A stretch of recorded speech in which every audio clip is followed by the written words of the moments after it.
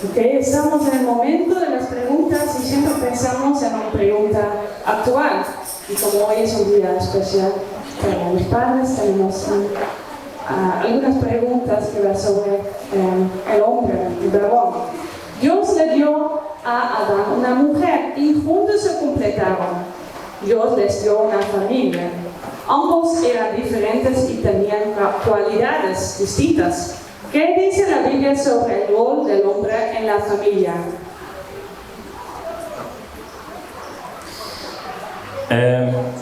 La palabra de Dios es bastante clara en cómo habla de los roles diferentes en la familia.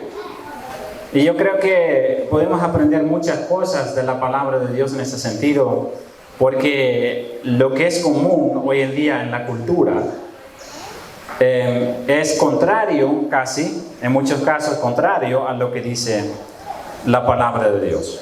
Por ejemplo, en nuestra sociedad hay dos movimientos que son muy fuertes. A un lado tenemos nosotros el machismo, que es bastante fuerte en la cultura. El machismo no tiene que ver nada con la Biblia. Hay personas que dicen que sí, pero no lo es. Si usted lee bien la Biblia, no tiene que ver nada con el machismo. Y al otro lado hay el feminismo, que es como un contramovimiento en contra del machismo. La Biblia es bastante clara en que ni un lado ni el otro lado tiene la razón. Pero lo que es muy importante saber es lo que dice Pablo en Efesios 5, por ejemplo. Él dice, la cabeza del hombre es... ¿Quién es la cabeza del hombre, según la Biblia? Cristo. La cabeza del hombre es Cristo. Y entonces eso significa que el hombre tiene que someterse en el sentido positivo, ¿no? Someterse a la autoridad de Jesús. Quiere decir que el hombre tiene que someterse a todo lo que Dios nos ha enseñado en su palabra y lo que Él nos dirige por medio de su Espíritu Santo, por supuesto. Pero ahí no para de hablar, porque dice después, y la mujer, la cabeza de la mujer es el hombre. Entonces, si me sigue, la cabeza del hombre es Cristo. La cabeza de la mujer es el hombre. ¿Ya? Entonces eso significa que el hombre es llamado para liderar, guiar su hogar. Porque la jerarquía es muy clara. Cristo, hombre, mujer, hijos. Entonces los hijos tienen que someterse a los padres. Eso dice también la palabra clarito. Pero someterse no tiene que ver nada con señorear, con un corazón duro o algo así. Nada de eso. La palabra de Dios dice que nosotros hombres somos llamados para liderar nuestra familia con la mansedumbre y la misericordia de nuestro Señor Jesucristo. Y entonces eso no tiene que ver nada con tratar duro a nuestras mujeres o algo así. Entonces esta es la forma bíblica de que habla la palabra de Dios sobre la posición del varón en la familia y así también entonces en la congregación. ¿Y si alguien no puede tener hijos o por ser soltero no tiene hijos, cuál es el rol de ellos? Sí, siempre en estos días también hay personas que siempre querían tener hijos o que nunca llegaron a un matrimonio estable o algo así y por esa razón no tienen hijos que están creyendo.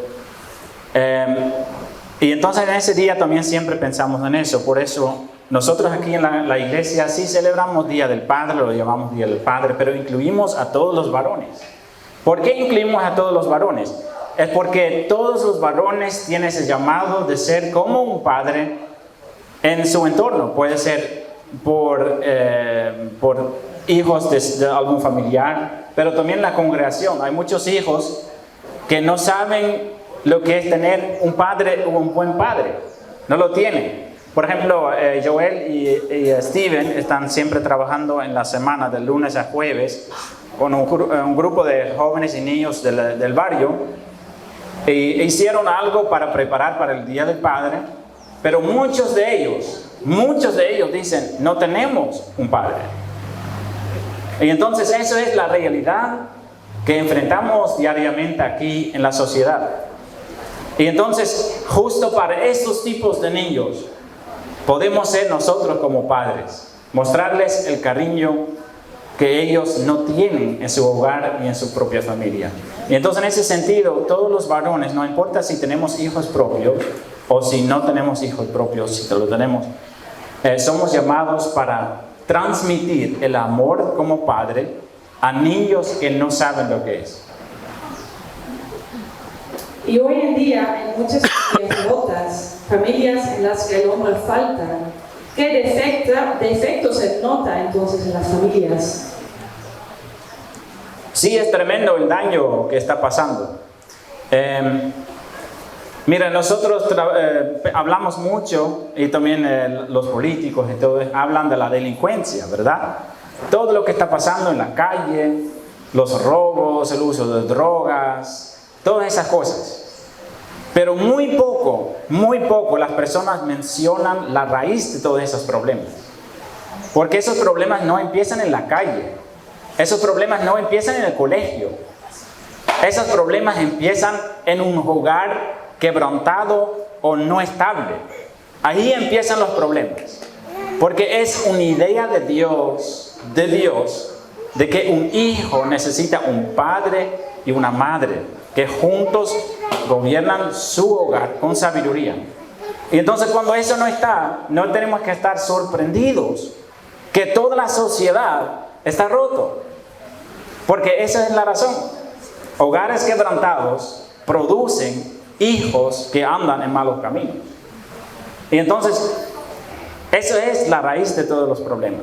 Y cuánto más somos llamados nosotros, queridos hermanos, si usted tiene su esposa, si tiene su esposo, para ser una luz brillante en medio de las tinieblas de todo lo que está pasando en la sociedad, de formar un hogar según el modelo de la palabra de Dios. Y entonces, busquemos siempre eso. Y si no tiene, por algún motivo, por alguna cosa que ha pasado en su pasado, de que ya no están juntos, sea por una esposa o un esposo que falleció, o por un divorcio, o porque uno no está andando en los caminos de Dios, busque el apoyo y la ayuda de Dios para poder ser padre y madre en uno.